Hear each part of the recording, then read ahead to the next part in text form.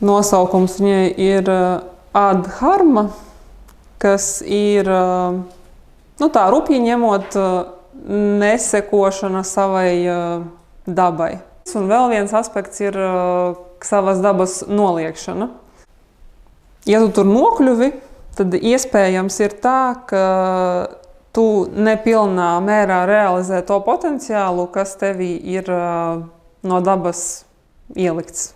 Un čūska tev var parādīt, kas var būt pietrūkst tajā ceļā, ne obligāti par labu kompāniju, bet atgriežoties konkrēti pie tava jautājuma. Nokļūstot uz čūskas, uz šīs konkrēti, viņa piedāvā paskatīties viens, kur tu vari vairāk nekā tu dari šobrīd, ko tu vari vairāk, kā tu vari vairāk, izejot no tā sava potenciāla, kurš tev ir no tās savas dabas, jo pirms tam jau Anitai bija dharma, bulta, un šitā ir adharma, tas A sanskritā ir kā noliegums, ne.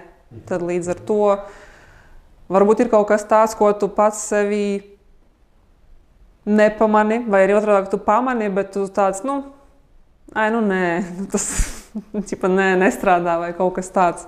Bet uztver, jā, es padomāšu par šito te.